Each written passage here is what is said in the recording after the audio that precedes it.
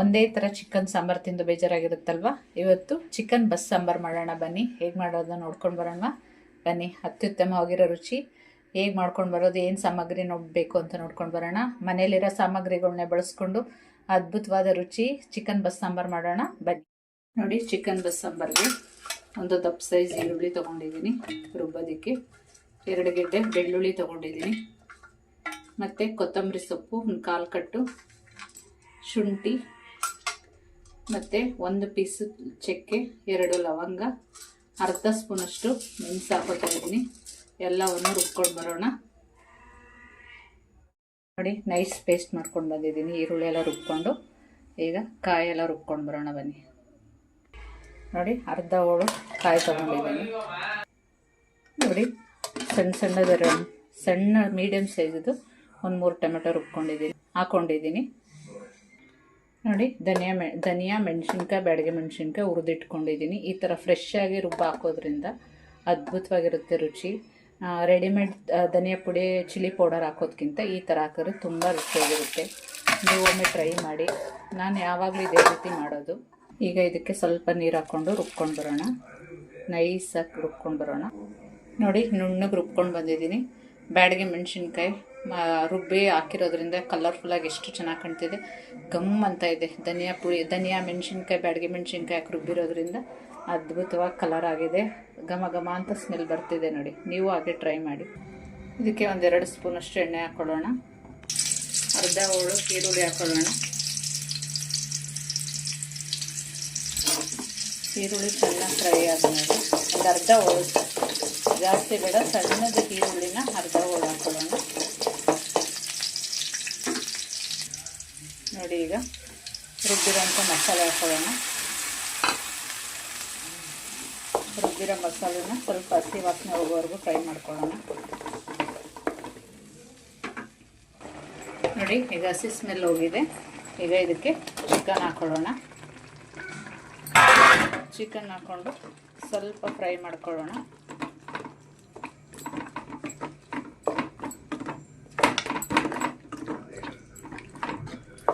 ಇದು ಸ್ವಲ್ಪ ಚಿಕನ್ ಹಸಿ ವಾಸನೆ ಹೋಗಲಿ. ಈ ಮಸಾಲೆ ಎಲ್ಲ ಚಿಕನ್ಗೆ ಸ್ವಲ್ಪ ಇಟ್ಕೊಳ್ಳಿ.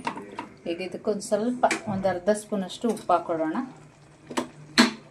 ಚಿಕನ್ಗೆ ಎಷ್ಟು ಬೇಕೋ ಅಷ್ಟು ಉಪ್ಪು ಹಾಕ್ಕೊಳ್ಳೋಣ.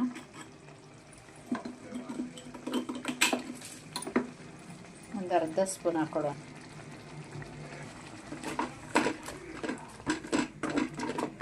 ಚೆನ್ನಾಗಿ ಹಸಿ ಸ್ಮೆಲ್ ಹೋದರೆ ತುಂಬ ಚೆನ್ನಾಗಿ ಬರುತ್ತೆ ಚಿಕನ್ ಸಾಂಬಾರು. ನೋಡಿ, ಇದಕ್ಕೆ ಒಂದು 1/4 ಸ್ಪೂನಷ್ಟು ಅರಿಶಿನ ಪುಡಿ ಹಾಕೊಳ್ಳೋಣ. ಈಗ ಇದು ಹಸಿ ಸ್ಮೆಲ್ ಹೋಗಿದೆ. ಈಗ ರುಬ್ಕೊಂಡ್ವಲ್ಲ ಕಾಯಿ, ಇದೆಲ್ಲ ರುಬ್ಕೊಂಡ್ವಲ್ಲ ಅದನ್ನು ಹಾಕ್ಕೊಳ್ಳೋಣ.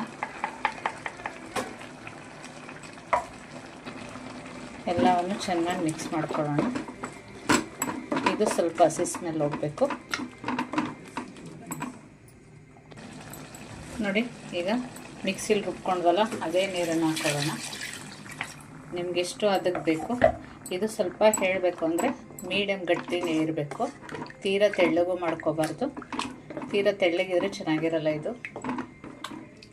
ಇನ್ನು ಸ್ವಲ್ಪ ನೀರು ಹಾಕ್ಕೊಂಡ್ರೆ ಸಾಕಾಗುತ್ತೆ.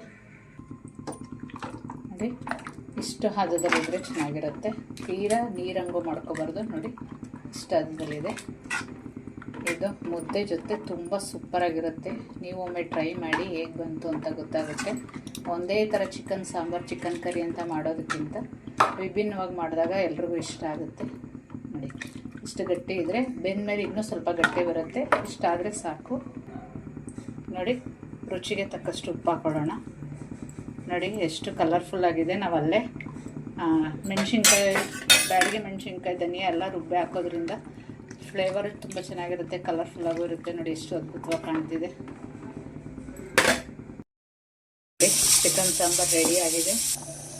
ನೋಡಿ, ಎಷ್ಟು ಚೆನ್ನಾಗಿ ಬೆಂದಿದೆ. ಚಿಕನ್ ಬಸ್ ಸಾಂಬಾರು ರೆಡಿ ಟು ಹೀಟ್. ಇದನ್ನು ಒಗ್ಗರಣೆ ಮಾಡ್ಕೊಳ್ಳೋಣ ಬನ್ನಿ. ಈಗ ಚಿಕನ್ ಒಗ್ಗರಣೆ ಮಾಡ್ಕೊಳ್ಳೋದಕ್ಕೆ, ಯಾಕೆಂದರೆ ನಾವು ಮಾಡ್ತಿರೋದು ಬಸ್ಸಾರಾಗಿರೋದ್ರಿಂದ ನಾವು ಚಿಕನ್ ಇದರಿಂದ ತೆಗೆದುಬಿಡೋಣ. ತೆಗೆದುಬಿಟ್ಟು ಒಗ್ಗರಣೆ ಮಾಡ್ಕೊಳ್ಳೋಣ. ನೋಡಿ, ಚಿಕನ್ ಎಲ್ಲ ತೆಗೆದುಕೊಂಡಿದ್ದೀನಿ. ನೋಡಿ, ಚಿಕನ್ ಎಲ್ಲ ತೆಗೆದಿಟ್ಕೊಂಡಿದ್ದೀನಿ. ಈಗ ಒಗ್ಗರಣೆ ಮಾಡ್ಕೊಳ್ಳೋಣ. ಸ್ವಲ್ಪ ಎಣ್ಣೆ ಹಾಕ್ಕೊಳ್ಳೋಣ. ನೋಡಿ ಎಣ್ಣೆ ಕಾದಿದೆ. ಈರುಳ್ಳಿ ಹಾಕ್ಕೊಳ್ಳೋಣ ಮತ್ತು ಹಸಿಮೆಣಸಿನ್ಕಾಯಿ ಹಾಕ್ಕೊಳ್ಳೋಣ. ಎಲ್ಲವನ್ನು ಚೆನ್ನಾಗಿ ಫ್ರೈ ಮಾಡ್ಕೊಳ್ಳೋಣ. ಸ್ವಲ್ಪ ಹಸಿ ವಾಸನೆ ಹೋಗೋ ತನಕ ಫ್ರೈ ಮಾಡ್ಕೊಳ್ಳೋಣ.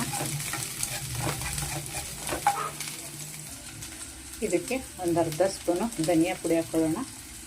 ಧನಿಯಾ ಪುಡಿ ಹಾಕ್ಕೊಂಡು ಮಿಕ್ಸ್ ಮಾಡ್ಕೊಳ್ಳೋಣ. ಮಿಕ್ಸ್ ಮಾಡಿಕೊಂಡು ಈಗ ಇದಕ್ಕೆ ಚಿಕನ್ ಹಾಕ್ಕೊಳ್ಳೋಣ.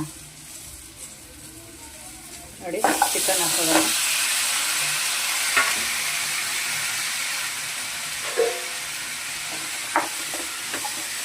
ಚಿಕನ್ ಹಾಕೊಂಡು ಫ್ರೈ ಮಾಡ್ಕೊಳ್ಳೋಣ.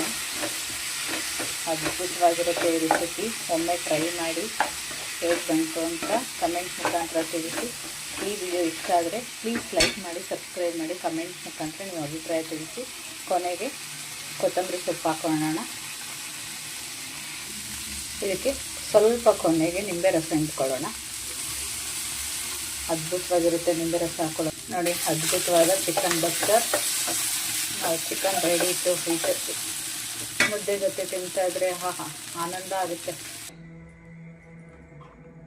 ನೋಡಿ ಮುದ್ದೆ ಜೊತೆ ಬಸ್ಸಾಂಬಾರ್ ರೆಡಿ. ನೋಡಿ ನೋಡ್ತಿದ್ರೆ ತಿನ್ನಬೇಕು ಅನ್ನಿಸ್ತು.